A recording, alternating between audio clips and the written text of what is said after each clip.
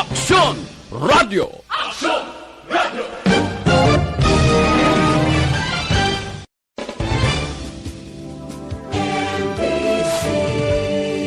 Manila Broadcasting Company. Sa balita, komentaryo, isyu, serbisyo publiko. Aksyon Radio! Sa Bacolod, Aksyon Radio! Aksyon Radio!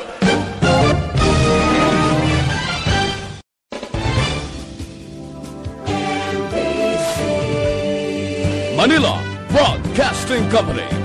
Sa balita, komentaryo, isyu, serbisyo publiko. Aksyon Radio! Sa Bacolod, Aksyon Radio! Aksyon Radio!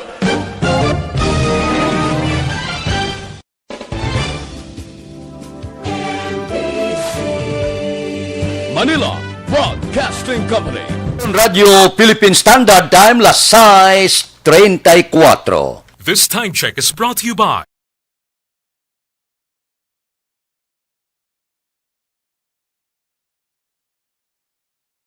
Aksyon Reports, second portion. Di kalidad, kag madalong nga mga analisis sa pinakainit na balita sa bilog na probensya kag nasyon. Aksyon Reports, second portion. Patas kag balanse na komentaryo sa mga issues kag mga balita nga nag-aapekto sa mga pumuluyo sa adlaw-adlaw nga tanan. Aksyon Reports, second portion. Upod sa veterano kag respetado nga komentarista, Aksyon Fred Salanga. Karon nga adlaw Sabado pitsa 13 na bulan sang Marso tuig 2021. Ano ang mga balita ka mga isyo ngaton arangkadahon karon nga adlaw. Ini mga balita ka mga isyo idulong sa aton sang D3 Bayo. Dako ang mabulig sang D3 Bayo.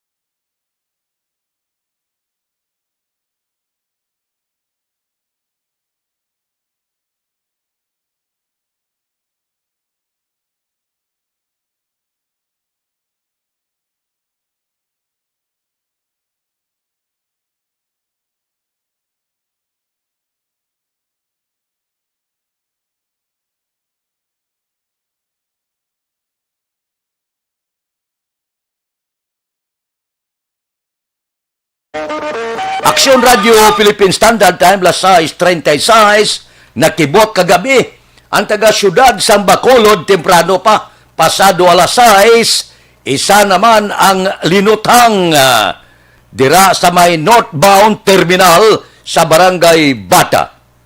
Ang biktima, kilalagid sa taga-syudad sa Bacolod, si Lino Cuadra, kurin o kon 62 anyos, sa mga kabyanan kag mga grupo ni Cuadra, ang panawag sa iya si Junior Cuadra. Do malapit gigahimata ni Boy Cuadra. Remember Boy Cuadra? Ang number 1 nga ginatudlo aligasyon drug poser, drug lord dire sa syudad sa Bacolod. Ang pagpatay kay Cuadra, masiling naton nga puerte ang akig. Nga, mga 20 kabasiyos ang 45 kalibre nga pistola kag 9mm nga pistola ang nakita sa isina. Amo nang ginasiling ko bala? Ini nga mga kaso mabudlay ini lubaron. Kilala ko ini nga mga tao. Sa kadugayon ko sa radyo, ang mga krimen nga nagkalatabo diri sa Bacolod, ginasunod ina sa mga reporter kag nagatrabaho sa media. Telebisyon kaman, pamantalaan kaman, radyo kaman. halin sa nga nagtuluhaw ang mga ganggang sa Bacolod, dihamak nga mga personalidad ang nalabot ka media. Mga manunggang, simarunggang, dihamak nga gang nga nagluntad diri sa Bacolod. May mga grupo sa ginatawag na ton mga hard killer diri sa Bacolod. Di ko nang obra mo sa media, dapat pagitaon mo ini sila, kag-interviewon kung nga mo ini nila pangabuhi. Ang pila ka nalambot sa unang kakilala nga personalidad sa Bacolod, amo ini kanday Nilson Rimo, Kid Ramer ato ginpatay man, Junior Quadra. Amo ni silang nalambot aton sa interview naton. Kag ang napatay, respetuhon. Pero amo nang siling ko bala, nabangod sining nagakatabo nga mga krimen, may nahalitan ikaw, may ginpamatay ikaw, ang kabuhi nila sini sa nasiling naton, ara pirmi sa bi sang kamatayon. Di kagabi, ini siya linutang. Ang taglutang, duwa ka mga tao, gasakay man sa isa ka pribado nga salakyan. Kay mi si Quadra, si Junior Quadra, dumdumanyo, sa tong tuig 2002, Disyembre gito, sa Golden Field Commercial Complex, amoy ni siya nagpatay ka naglutang man sa isa kakatapos sa kapulisan ka nagsamad pagid sang isa. Upod sila to ni Kid Ramer man. Ini si Ramer Arsinas. Amo ni sila ang ginatudlo, kumpirmado nga naglutang man sa katapo sa kapulisan. Ti kagabi na labot siguro. Wala ta kabalo personal, wala ta kabalo sa pila ka mga illegal nga mga bagay, inatanan, hulaton ta ang investigasyon sa aton kapulisan. Pero ang akon lang madumduman nga ginahambal sang aton katigulangan kag ginatos na kalibo nga naaprubahan ang hurubaton nga nagasiling kung nabuhi ka kuno sa armas ka man mapatay. Hindi ko na pagpadalman pa. Las 6:40, mabalik kami pagkatapos ini.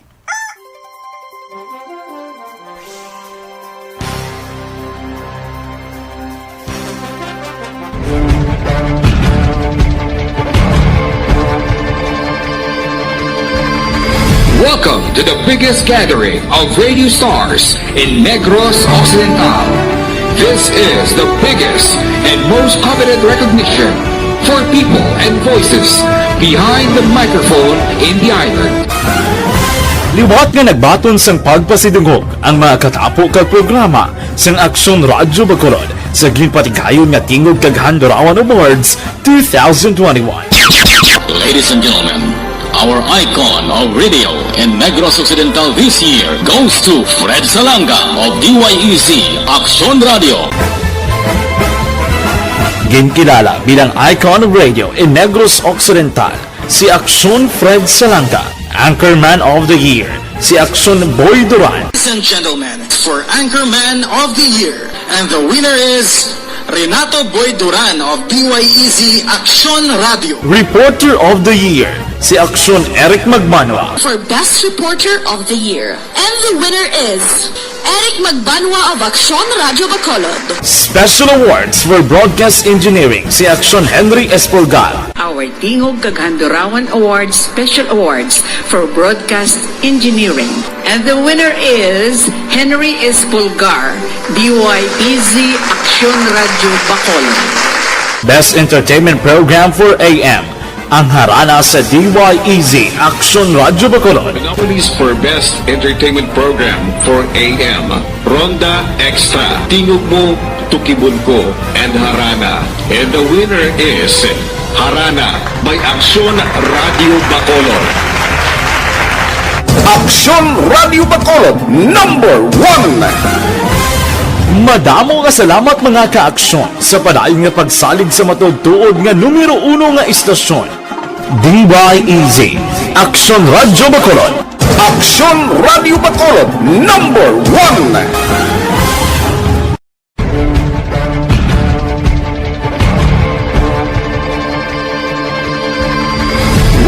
to the biggest gathering of radio stars in Negros Occidental. This is the biggest and most coveted recognition for people and voices behind the microphone in the island. Liwat nga nagbaton sang pagpasidungog ang mga katapo kag programa sang Aksyon Radyo Bacolod sa ginpatigayon nga Tingog kag Handurawan Awards 2021. Ladies and gentlemen, our icon of radio in Negros Occidental this year goes to Fred Salanga of DYEZ Aksyon Radio. Ginkilala bilang icon of radio in Negros Occidental, si Aksyon Fred Salanga. Anchorman of the Year, si Aksyon Boy Duran. Ladies and gentlemen, for Anchorman of the Year, and the winner is Renato Boy Duran of DYEZ Aksyon Radio. Reporter of the Year, si Aksyon Eric Magmanwa. For Best Reporter of the Year. And the winner is... Radio Philippine Standard Time, las 6:44 na. Ang masunod nga isyo kag balita nga idulong sa inyo, idulong masaton sang Federal Lending Corporation.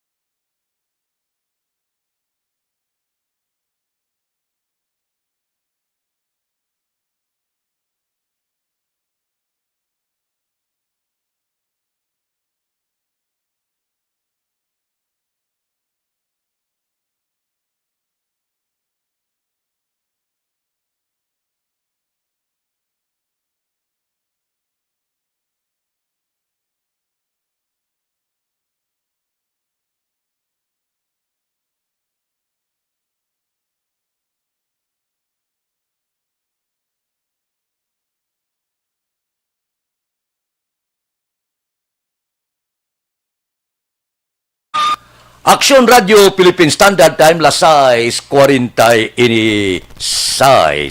Dito sa mga progresya kag kayuhan para sa syudad sa Bacolod. Dako ang kalipay nga nabatyagan ni Congressman Greg Casataya sa mga proyekto nga nabaton sang syudad gikan sa gobyerno nasyonal pagi sa DPWH. Suno kapon kay Congressman Casataya bilang isa sa mga autor sa ginpasar nga Bayanihan Law, manami batyagon kuno. Ngayon nakita ang pagpatuman sa mga proyekto sa dalom sang Bayanihan Law sa diin isa sa mga benepisyaryo ang siyudad sang Bacolod. Tisiling ni Congressman Greg Casataya, hindi lamang para sa mga pasilidad o proyekto para sa COVID-19 ang nagtupa sa siyudad, kundi may madamo pa nga iban. Ti formal na mo, agin turnover sa lokal nga panguluhan sa Bacolod kahapon nga adlaw, ang isolation quarantine facility nga ginpatukod sang DPWH sa Barangay Alhis. Ti kahapon nagtambong sa mong kahiwatan mismo ang Regional Director sang DPWH nga si Engineer Lia Del Pinado, upod kay Mayor Bing Leonardia, Congressman Greg Casataya, kag pila ka mga opisyal sang syudad. Ginpunduhan ini sang gobyerno nasyonal sa dalom sang Bayanihan Law. Namin niya, amo ni nga mga proyekto, ang amat-amat ni mga uhong nga naga-ulot-ulot lang diri sa syudad sa Bacolod. Amo nang siling nato niya, diri kita sa progress sang syudad sa Bacolod. Gauswag ang syudad sa Bacolod sa likod sang pandemic, kag likod sang pagpang-atake sang COVID-19. Wala pa huway bla, sige-sige ya ang aton sini progress sa syudad sa Bacolod. Basta gani nga wala sang ginatawag intahan sang purti nga pamulitika, ang pag-uswag sa Bacolod hindi mapunggan. Ang pag-upod sang nasyonal kag lokal nga mga opisyales amo ining isa sa dako gid nga kabangdanan kung nga mabatyagan ang madamo nga proyekto kag pag-uswag sang syudad sa Bacolod. Padayon lang kita samtang gadipinsa kita sang kagaw, sige man abre sang aton mga proyekto, sige abre amat-amat sang aton ekonomiya, makatibawas gi kita, buwas damlag. Basta nagaisa, basta sige ang duso sa ekonomiya, siging duso sa progreso, makabatak gi kita sang aton dire problema sa syudad sa Bacolod. Amo nang nami bla nga wala sang hinisay, isa lang basta proyekto opdan tanan. Amo tani nang luyag ko mo. Oposisyon ka man, sa administrasyon ka man, basta sa tao opdan. Kung ang politika awayon na niya pag-abot sa nagkakaigo nga panahon. Aksyon Radio Philippine Standard Time las 6:49. Mabalik kami pagkatapos ini.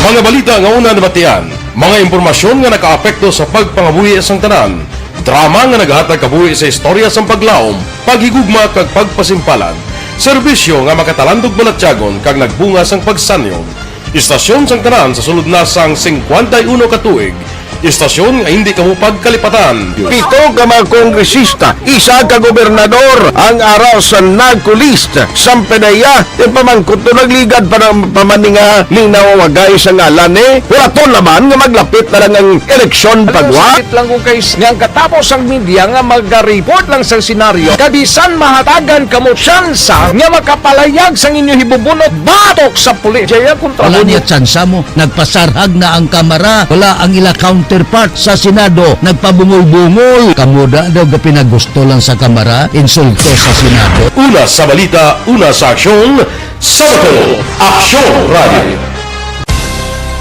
Today, DOA is confirming that a 38-year-old female Chinese patient under investigation, or PUI, is positive for the novel coronavirus 2019-10-CoV. I issued an order to Executive Secretary Major Dia clearly laying down the responsibilities of each department in implementing the Bayanihan to Heal as One Act. Makabig nga pinakadako nga hangkat nga natubang sa pungsod Pilipinas ang COVID-19 pandemic.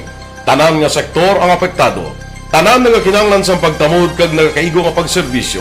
Bisan pa ang industriya sa pagwaragwag nagapangatubang sang kaangay nga pagpanghangkat. Apang Aksyon Radio Bacolod wala nagbiya sa pagpangalagad sa kahanginan sa pihak sang kabudlayan, peligro kag risgo nga dulot sang pandemya.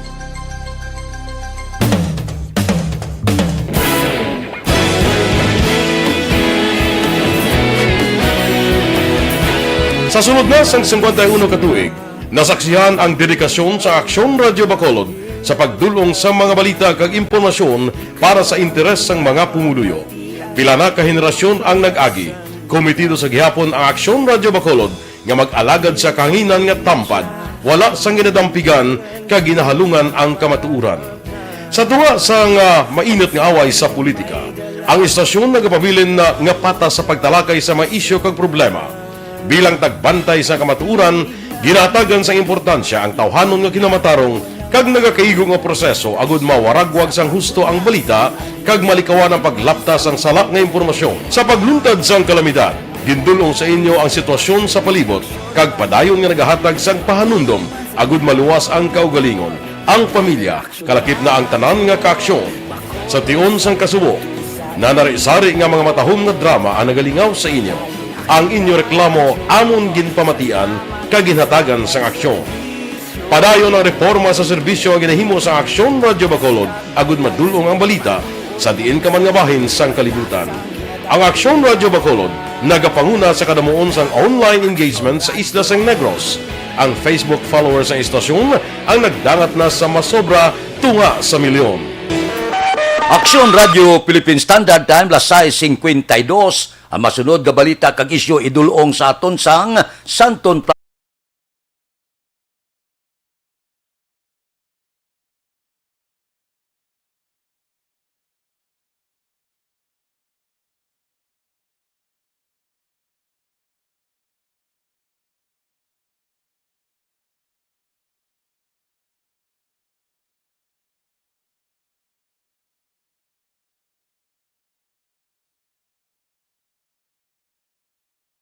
Time, lasay 53. Lain subong, lain buwas, buwas lain naman. Ang panawag, uwak bawi.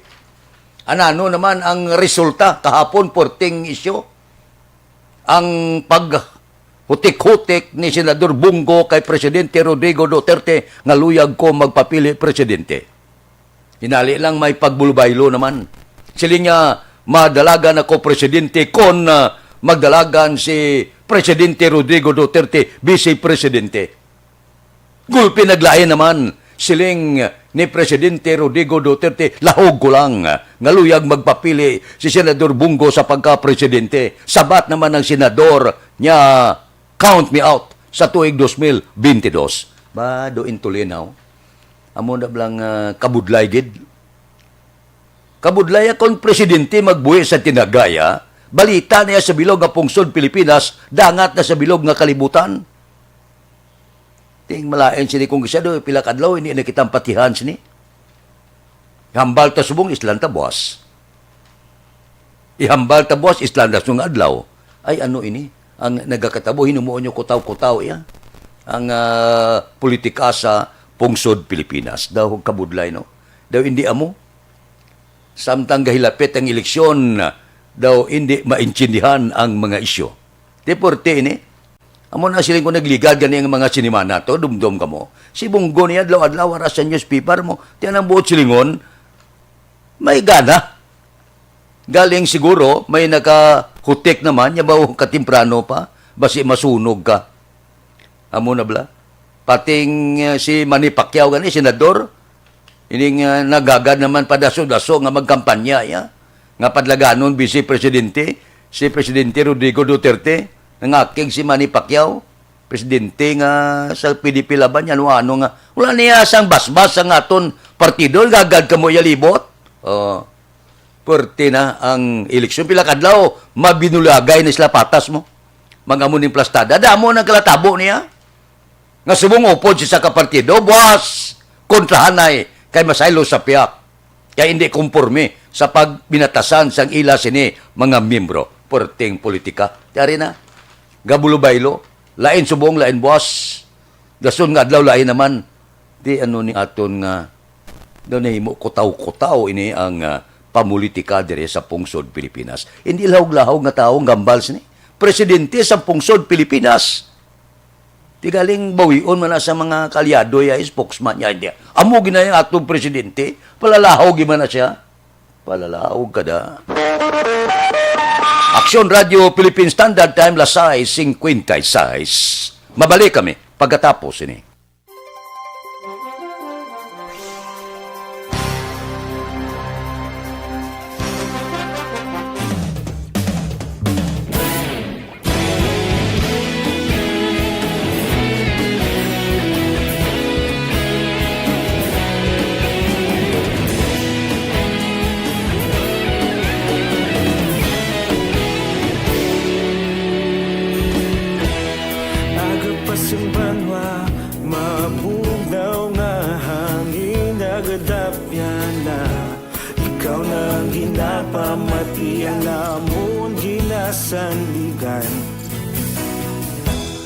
Tingog sang probinsya, kamatuuran ginapalap na. Minsay nga may dala, paglaom kag kasanag.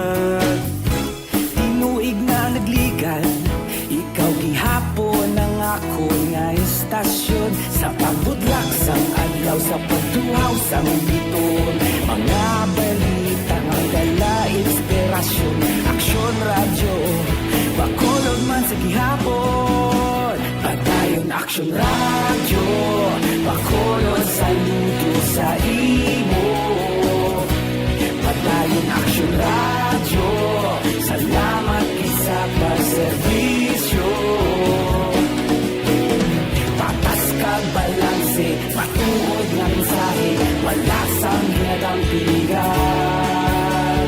Padayon aksyon radyo.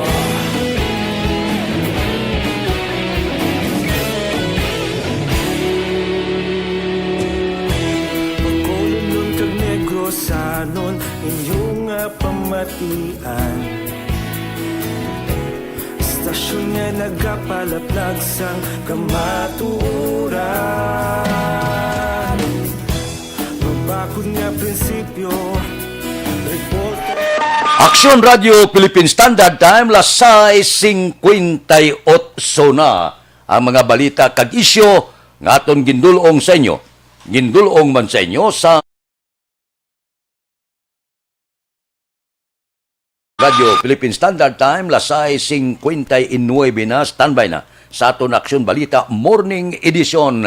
Luwat magadulong sa aton sa mga balita lokal, national, international, sports kag artista. Upod kita kay Aksyon Boy Duran kag Aksyon An Defensor.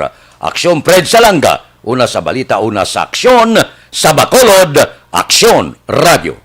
Aksyon Radio! Manila Broadcasting Company. Sa balita, komentaryo, isyu, serbisyo publiko. Aksyon Radio! Sa Bacolod, Aksyon Radio. Aksyon